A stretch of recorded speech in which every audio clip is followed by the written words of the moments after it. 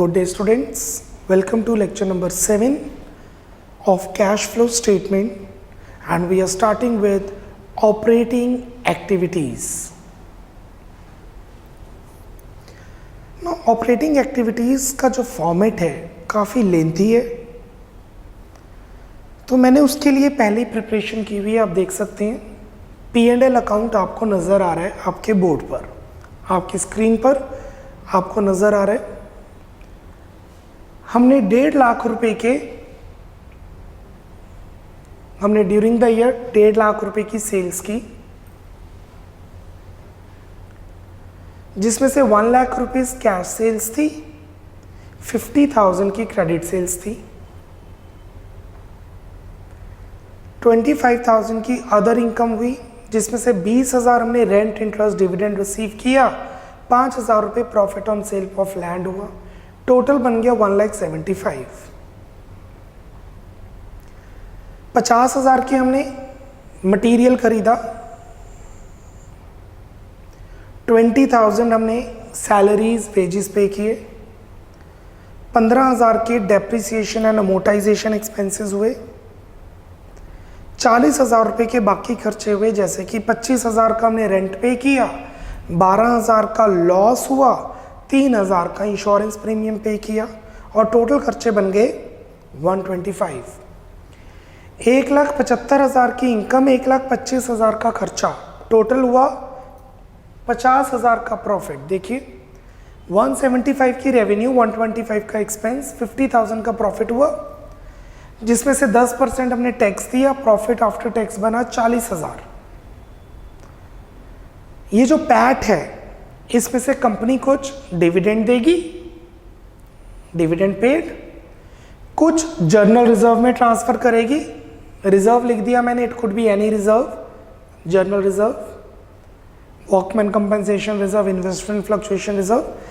40,000 में से 12,000 डिविडेंड में गए, 17,000 जर्नल रिजर्व में गए, तो 11,000 रुपये बैलेंस शीट में सरप्लस के नाम से चले गए। So out of 40, 12 goes to dividend, 17 goes to reserve and 11 goes to surplus. और क्योंकि मैं पूरी बैलेंस शीट नहीं बना सकता था, मैंने याद है आपको बताया था, फाइनेंसिंग और इन्वेस्टिंग के लिए हमें बैलेंस शीट्स चाहिए होती हैं, बट ऑपरेटिंग के लिए हमें P&L और बैलेंस शीट दोनों चाहिए होते हैं। तो मैंने बैलेंस शीट पूरी नहीं बनाई, उसकी इंफॉर्मेशन उठा ली कि डेटर्स 50,000 से बढ़ रहे हैं क्योंकि क्रेडिट सेल्स हुई थी, क्रेडिटर्स 10,000 से बढ़ रहे हैं क्योंकि हमने मटेरियल खरीदा था और ड्यूरिंग द ईयर कुछ पे कर दिया होगा, और स्टॉक 20,000 से बढ़ रहा है। क्लियर? और आपको ऑपरेटिंग एक्टिविटीज निकालनी है। You have to find cash flow from operating activities.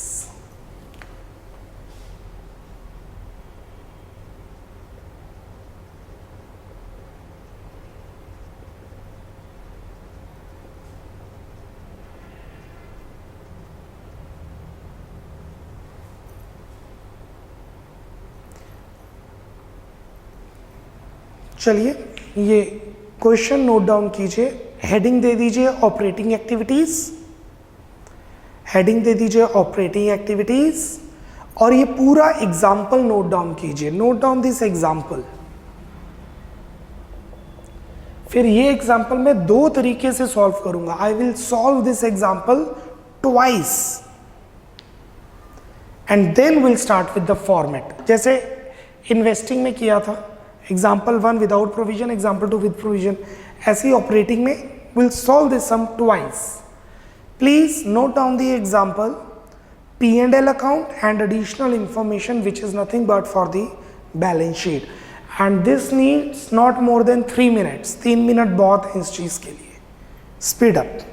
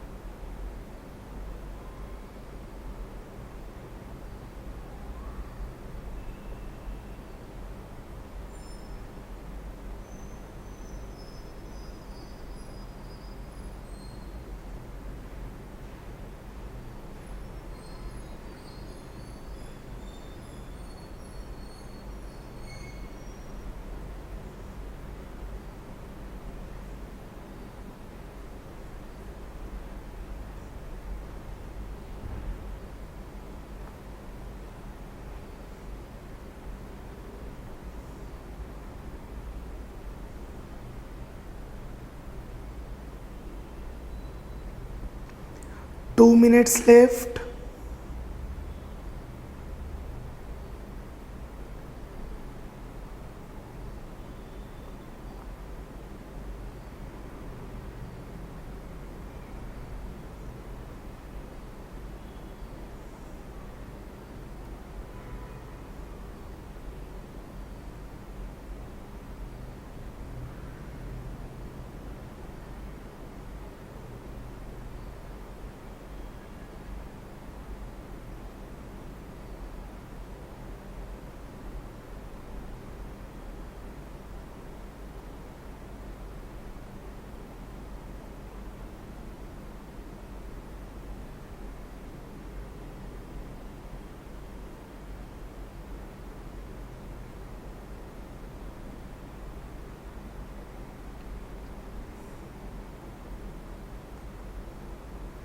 One minute left बच्चा, 1 minute.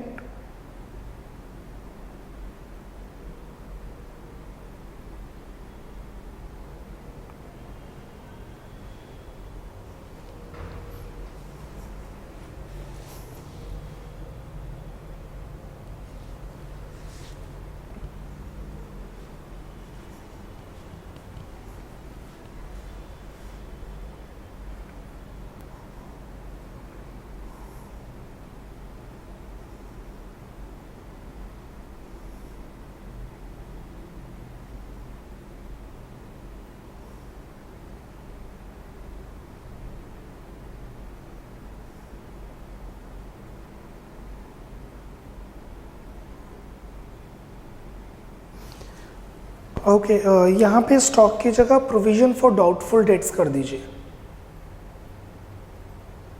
बिकॉज ये पॉइंट आगे जाके आएगा, तो आज ही हम शुरू कर देते हैं। Provision for doubtful debts, stock की जगह प्रोविजन फॉर डाउटफुल डेट्स। चलिए, सोल्यूशन सभी ध्यान दीजिएगा।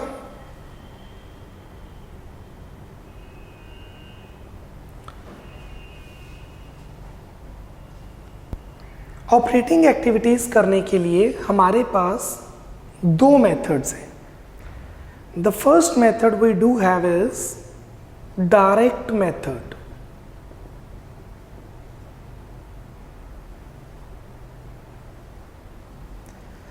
पैसे आ रहे हैं तो प्लस, पैसे जा रहे हैं तो माइनस। पर ऑपरेशंस गुड्स से रिलेटेड, अगर आप एग्जाम्पल पे ध्यान दें, सबसे पहले कैश सेल्स है। कैश सेल्स मतलब पैसे आ रहे हैं, क्रेडिट सेल्स मतलब पैसे नहीं आ रहे। तो फर्स्ट कैश सेल्स 1 लाख। दूसरा क्या होता है? Credit sales, but credit sales से तो पैसे नहीं आ रहे, but during the year debtors ने कुछ पैसे दिए होंगे। डेटर्स ने कितने पैसे दिए गिवन नहीं है। Cash received from debtors, cash received from debtors, question में नहीं गिवन। नीचे आते हैं एग्जाम्पल में, रेंट इंटरेस्ट डिविडेंड रिसीव्ड 20,000, ये बिजनेस की इनकम नहीं है, ऑपरेशंस नहीं है। Profit on sale of land, ये बिजनेस की इनकम नहीं है। फिर एक्सपेंसेस में जाते हैं, कॉस्ट ऑफ मटेरियल कंज्यूम्ड मतलब परचेज ऑफ मटेरियल, पैसे जा रहे हैं, minus purchase of raw materials in cash, पैसे जा रहे हैं। कॉस्ट ऑफ मटेरियल कंज्यूम मतलब कितना खर्चा हुआ है पैसे जाने के लिए। And cash paid to creditors, ये होगी क्रेडिट परचेजेस, ये हो जाएंगी, ये होगी कैश परचेजेस, ये हो जाएंगी क्रेडिट परचेजेस। और क्रेडिट परचेजेस में पैसे नहीं जाते, बट क्रेडिटर्स को जो पेमेंट करते हैं वो आ जाएगा, बट इस क्वेश्चन में नहीं है।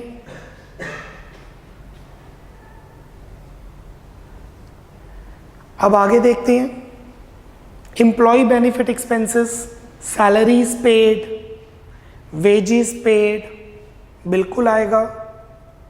सैलरी या पेमेंट मेड टू एम्प्लॉइज पैसे जा रहे हैं माइनस, उसके बाद क्वेश्चन में depreciation and amortisation expenses. Yes, ये बिजनेस का खर्चा है। Depreciation and amortisation expenses business का खर्चा है।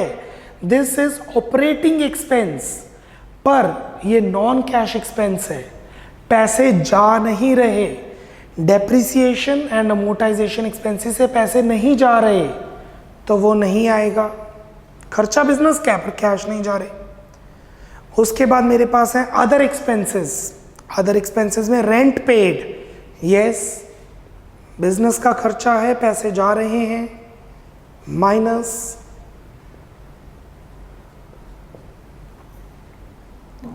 Loss on sale of machinery, खर्चा है पर पैसे नहीं जा रहे, नहीं आएगा। इंश्योरेंस प्रीमियम पेड, पैसे जा रहे हैं माइनस और बिजनेस का खर्चा है। उसके बाद है टैक्स, 10,000 का टैक्स दिया, टैक्स पेड 10,000।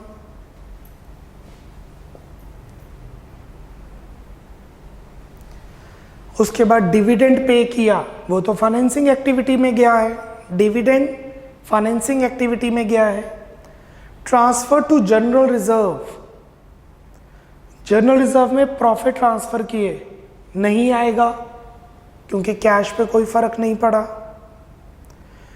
11,000 बैलेंस शीट में ट्रांसफर कर दिए, नहीं आएगा, कैश में कोई फर्क नहीं पड़ा। डेटर्स बढ़ गए, कोई फर्क नहीं पड़ता। क्रेडिटर्स बढ़ गए, कोई फर्क नहीं पड़ता क्योंकि कैश पेड और कैश रिसीव फ्रॉम डेटर्स तो हो चुके हैं। प्रोविजन फॉर डाउटफुल डेट्स बढ़ गई, नहीं फर्क पड़ता। तो बेसिकली मैंने क्या किया है, कैश आ रहा है तो प्लस, कैश जा रहा है तो माइनस, बट स्पेसिफिकली सिर्फ business activities and stock, stock और बिजनेस एक्टिविटीज, मतलब ट्रेडिंग अकाउंट, P&L का सिर्फ ऑपरेटिंग एक्टिविटीज। ये आपका आंसर आ गया।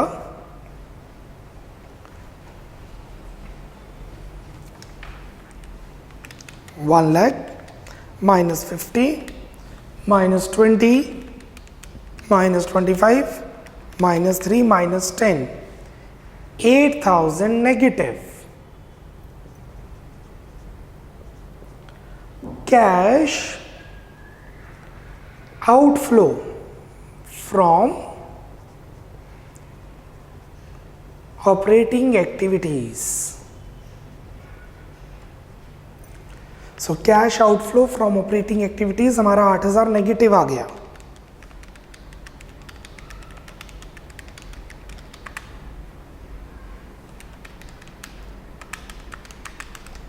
Speed up, note it down, direct method note down कीजिए।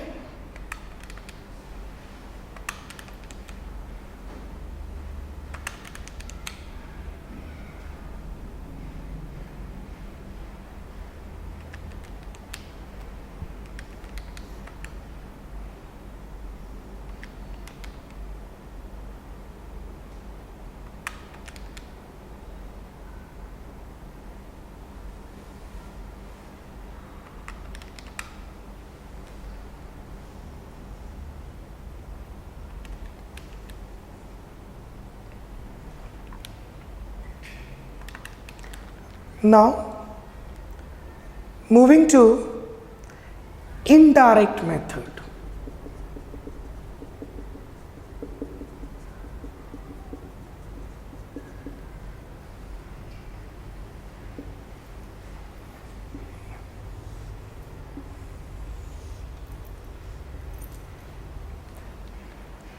जो चीजें हमने कंसीडर कर ली हैं, जो चीजें हमने कंसीडर कर ली हैं उसको छोड़ दो, बाकी चीजें कंसीडर कर लो।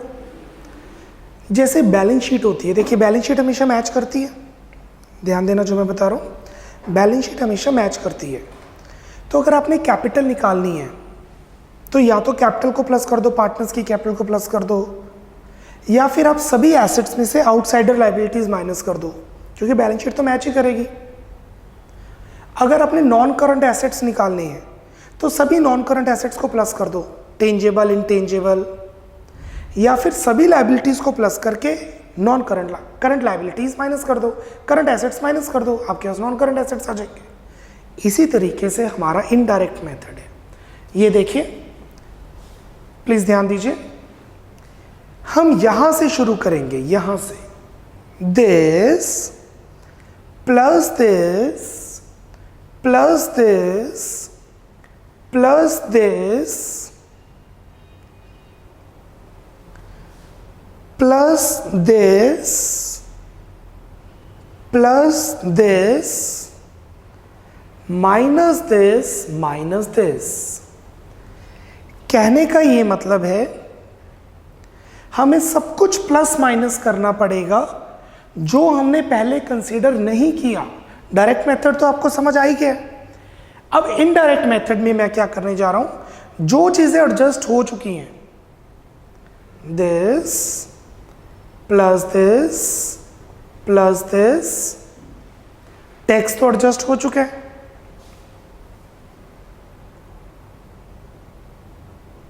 प्लस दिस, नो ये एडजस्ट हो चुका है, this already been adjust, plus this plus this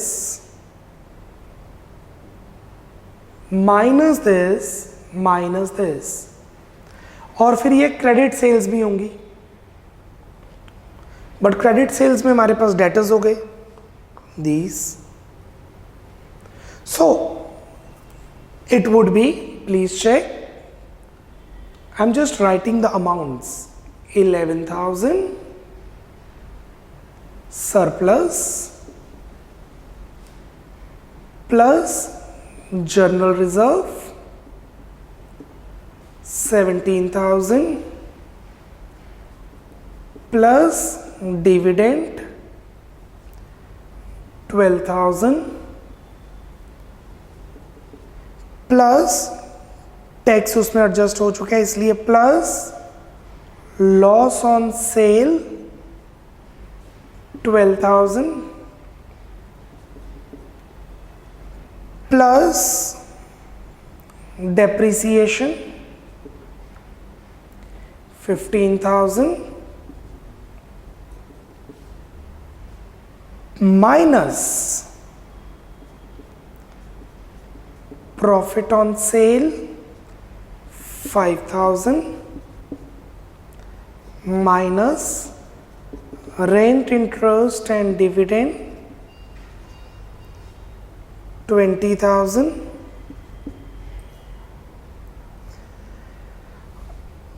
11 plus 17 plus 12, हम उल्टा चल रहे हैं ना, प्लस 12 जो चीजें पहले कंसीडर नहीं की, प्लस 15 माइनस 5 माइनस 20। डेटर्स बढ़ रहे हैं, करंट एसेट बढ़ रहा है, माइनस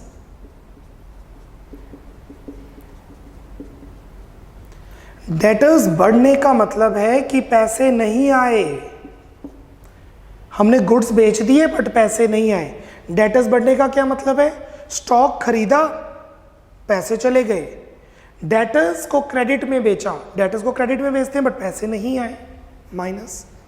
क्रेडिटर्स बढ़ रहे हैं, करंट लायबिलिटी बढ़ रही है, प्लस लायबिलिटीज बढ़ती है तो प्लस लायबिलिटी बढ़ने का मतलब है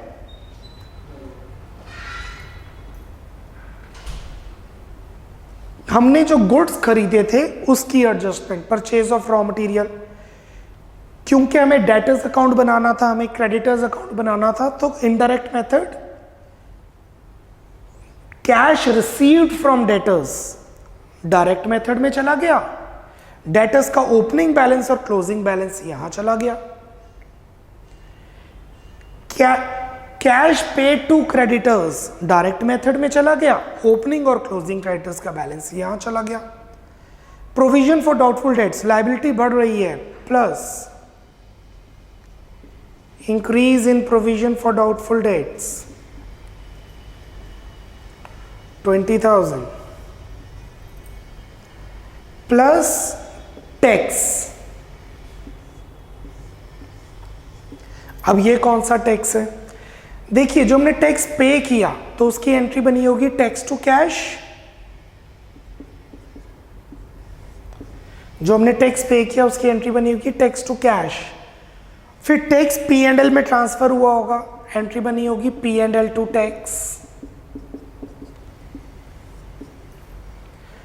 जब टैक्स पे किया तो एंट्री बनी टैक्स टू कैश। ये वाला टैक्स गया डायरेक्ट मेथड में, और जब टैक्स अनाउंस किया तो एंट्री बनी P and L two tax. ये टैक्स चला गया इनडायरेक्ट मेथड में, सेम ही है 10,000।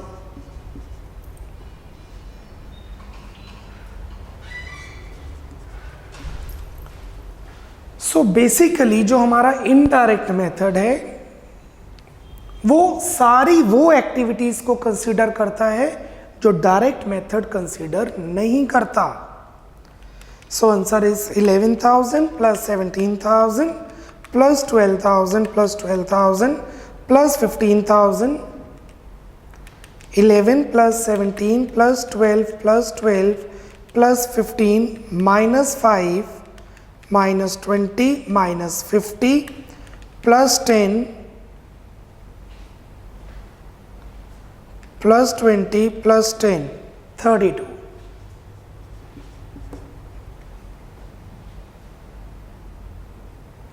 Let me check again. 17,000 plus, no, 11,000 plus 17,000 plus 12,000 plus 10,000 plus 12,000 plus 15,000 minus 5,000 minus 20,000 minus 50,000 plus 10,000 plus 20,000 is 32,000. This is cash generated from operations. ये answer direct method का answer indirect method से match करना चाहिए। Direct method का answer indirect method से match करना चाहिए, और वो क्यों नहीं मैच कर रहा? क्योंकि हमने पूरी बैलेंस शीट नहीं बनाई। मुझे आपको सिर्फ ये मेथड एक्सप्लेन करना था। डायरेक्ट मेथड के प्रैक्टिकल्स आपके सिलेबस में नहीं है। This is only for theory, और इसके मेथड आपके सिलेबस में हैं, इसके practical. So this is for theory and practical. Operating activities काफी लेंथी है, इसको 3 लेक्चर्स जाएंगे, 7, 8 एंड 9। ये cash flow indirect method follow करने के लिए एक प्रॉपर फॉर्मेट है। ये फॉर्मेट वैलिड नहीं है। This format is just to explain you कि आंसर कैसे आता है और मैच करता है। अगर हमारे पास पूरी बैलेंस शीट होती तो हम डेटर्स अकाउंट बनाते, क्रेडिटर्स अकाउंट बनाते, डायरेक्ट मेथड का आंसर और इनडायरेक्ट मेथड का आंसर मैच करता। ना इनडायरेक्ट मेथड का क्या फॉर्मेट है अकाउंटिंग स्टैंडर्ड्स में, let's proceed with that.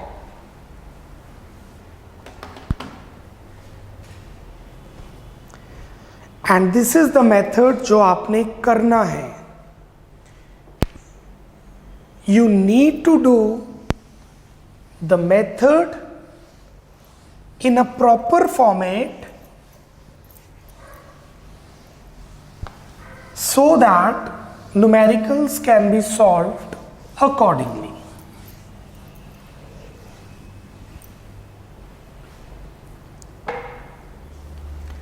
Make the format. Particulars,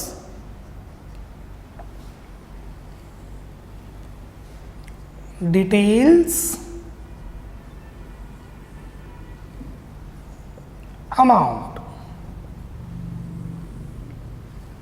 amount in rupees,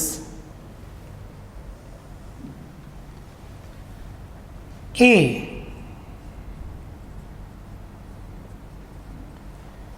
cash flow from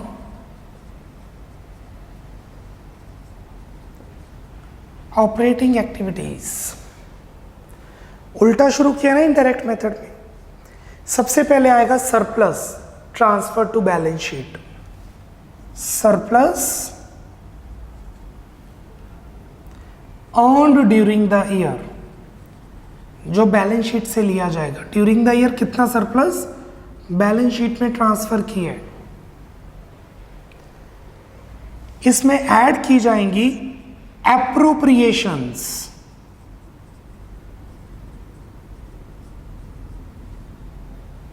we will add appropriations, और वो एप्रोप्रिएशंस हो जाएंगी ट्रांसफर टू रिजर्व्स। जो पैसे हमने रिजर्व्स में ट्रांसफर किए, transfer to general reserve, transfer to workman compensation reserve, transfer to investment fluctuation reserve, except transfer to security premium reserve, क्योंकि एसपीआर का जो ट्रांसफर होता है वो तो फाइनेंसिंग एक्टिविटी में जाता है।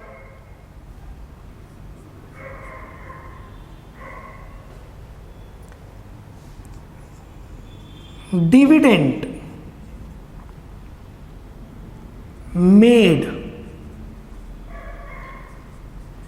एक डिविडेंड पे किया, डिविडेंड टू कैश, वो चला गया फाइनेंसिंग एक्टिविटी में, और फिर वो डिविडेंड पीएनएल में ट्रांसफर किया। Dividend to PNL, PNL to dividend, ये वो डिविडेंड है।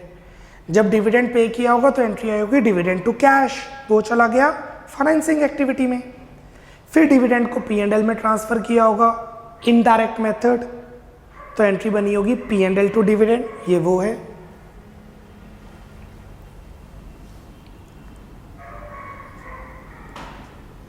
टैक्स मेड,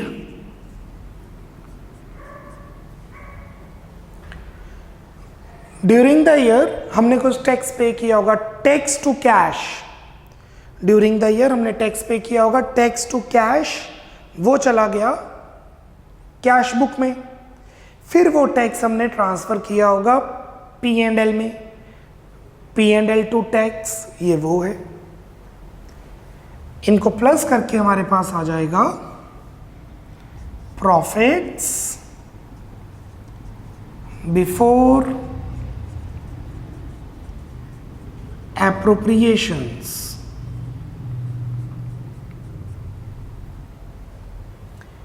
अब इसमें ऐड करेंगे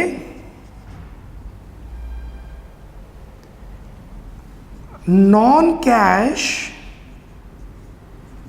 एंड नॉन ऑपरेटिंग एक्सपेंसेस। अगर आपने ध्यान दिया हो तो हमने इसमें ऐड किया था loss on sale of fixed asset. What we will add non cash and non operating expenses, वो खर्चे जो या तो कैश में नहीं पे होते या ऑपरेटिंग नहीं है, बिजनेस के नहीं है। Depreciation on tangible assets, depreciation of the year,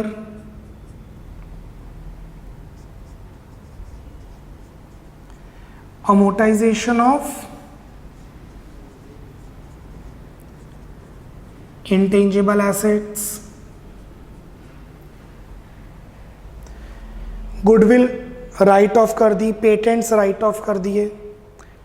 tangible assets के अंदर कौन से आ जाते हैं हमारे पास, मशीनरी को डेप्रिशिएट कर दिया,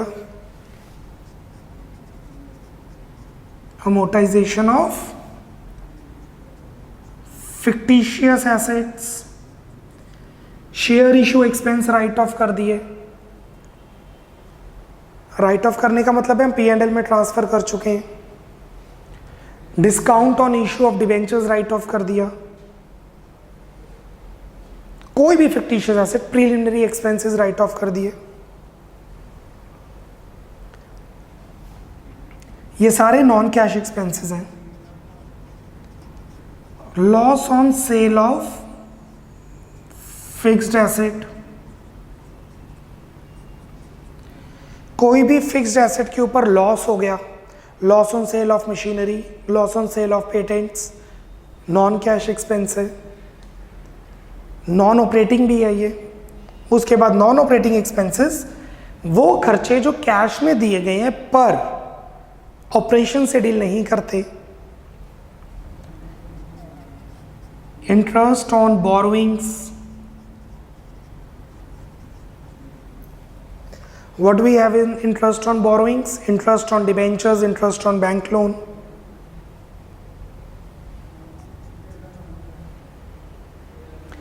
So these are the expenses which are either non-cash or non-operating, etc.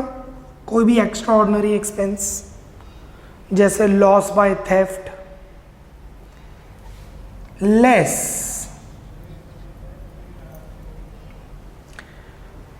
इसमें माइनस करेंगे non cash and non operating incomes. हमने माइनस किया था rent received, interest received, dividend received. Non cash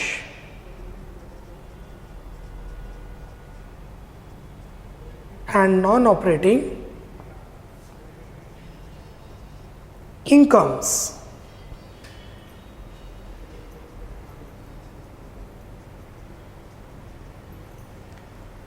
इसके अंदर हमारे पास आ जाती हैं रेंट, इंटरेस्ट, डिविडेंड रिसीव्ड।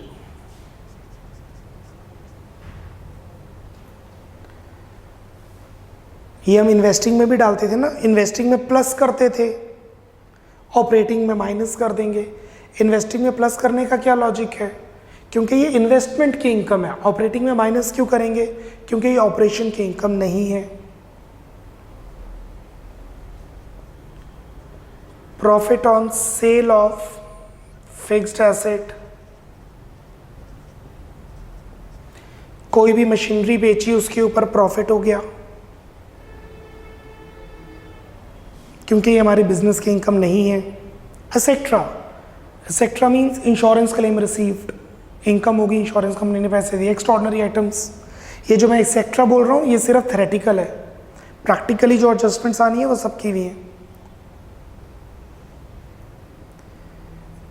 ये जो प्रॉफिट आया ये हमारे पास आ गया operating profit before working capital changes. Operating profit before working capital changes. और वर्किंग कैपिटल मतलब current assets minus current liabilities. हमारा प्रॉफिट आ गया वर्किंग कैपिटल के चेंज होने से पहले।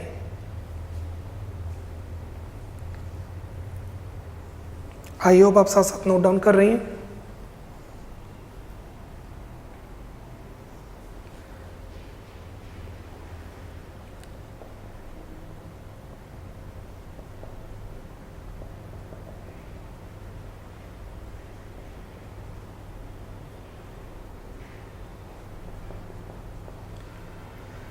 अब इसके अंदर चार चीजें आएंगी। करंट एसेट्स बढ़ रहे हैं तो माइनस, करंट एसेट्स कम हो रहे हैं तो प्लस, करंट लायबिलिटीज बढ़ रही हैं तो प्लस, करंट लायबिलिटीज कम हो रही हैं तो माइनस। कहने का मतलब है करंट एसेट्स के साथ नेगेटिव रिलेशन है, करंट लायबिलिटीज के साथ पॉजिटिव। क्यों? इनडायरेक्ट मेथड है ना, रिवर्स ऑर्डर में चलते हैं। Plus decrease in current assets plus increase in current liabilities minus increase in current liability minus increase in current assets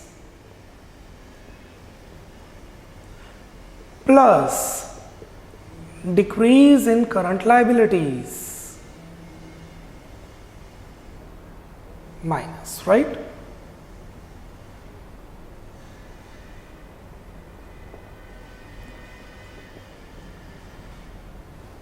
so basically ध्यान देना जो मैं बोल रहा हूँ, करंट एसेट्स के साथ नेगेटिव रिलेशन है, करंट लायबिलिटीज के साथ पॉजिटिव। करंट लायबिलिटी बढ़ गई तो प्लस, करंट लायबिलिटी कम हो गई तो माइनस। करंट एसेट्स बढ़ गए तो माइनस, करंट एसेट्स कम हो गए तो प्लस। बट इसके अंदर हम current assets, current liabilities business वाले डील करेंगे, नॉन बिजनेस नहीं। बिजनेस के मतलब डेटर्स लेंगे, प्रोविजन फॉर डाउटफुल डेट्स लेंगे, क्रेडिटर्स लेंगे, स्टॉक लेंगे, आउटस्टैंडिंग रेंट लेंगे, आउटस्टैंडिंग एक्सपेंसेस, प्रीपेड एक्सपेंसेस लेंगे। आउटस्टैंडिंग इंटरेस्ट ऑन डिबेंचर्स नहीं लेंगे क्योंकि वो फाइनेंसिंग एक्टिविटी है। प्रीपेड इंटरेस्ट ऑन डिबेंचर्स नहीं लेंगे। आउटस्टैंडिंग इंटरेस्ट ऑन इन्वेस्टमेंट नहीं लेंगे। Pre received income received in advance on investment नहीं लेंगे। कहने का मतलब है इसमें हम सभी एसेट्स लायबिलिटीज लेंगे जो स्टॉक से डील करते हैं, like stock, debtors, provision for doubtful debts, creditors, outstanding expenses, outstanding incomes, but not related to investing and financing activities. So इसमें ये प्लस, ये प्लस, ये माइनस करके हमारे पास जो आएगा, this is my like more than decade हो गया पढ़ाते हुए, 10 साल से ज्यादा हो गया पढ़ाते हुए। ये चीज स्टार्टिंग में डिफिकल्ट लगती है और आपको भी लग रही होगी। इट्स नॉट डिफिकल्ट, काफी कुछ इकट्ठा है, इसीलिए मैंने ऑपरेटिंग पहले नहीं करवाया। फिर आपको कंफ्यूजन होती और आपको लगता चैप्टर ही टफ है। That is why we started with financing, then investing, then we are starting with operating. And that in operating पहले डायरेक्ट मेथड किया जो सिलेबस में नहीं है, सिर्फ थियरी में है, फिर मैं इनडायरेक्ट मेथड करवा रहा हूं। And generally this is the very first lecture of the chapter. और टीचर्स मेजॉरिटी कहेंगे ये फॉर्मेट है, लर्न कर लो, पुट कर दो, आंसर आ जाएगा। ये हमारे पास आता है cash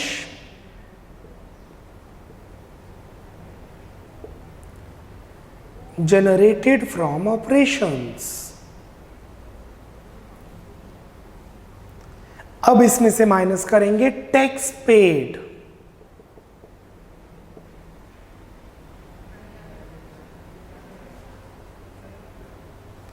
and this is your answer.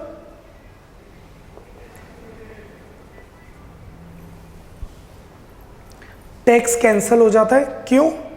ये देखिए, पहले टैक्स मेड प्लस हुआ था, अब टैक्स पेड माइनस हो गया। टैक्स मेड कौन सा हुआ? जो P&L में किया था, P&L टू टैक्स। और ये टैक्स कौन सा है जो टैक्स पे किया? Tax to cash. पॉजिटिव आ रहा है तो इनफ्लो, कैश इनफ्लो। नेगेटिव आ रहा है तो आउटफ्लो फ्रॉम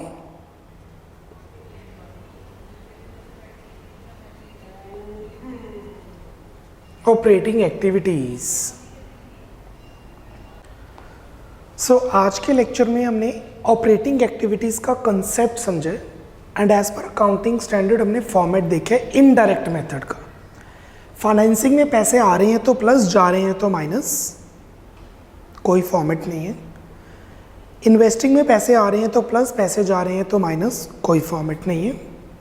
ऑपरेटिंग में पैसे आ रहे हैं तो प्लस, जा रहे हैं तो माइनस, कोई फॉर्मेट नहीं है, direct method. But that is only for theory.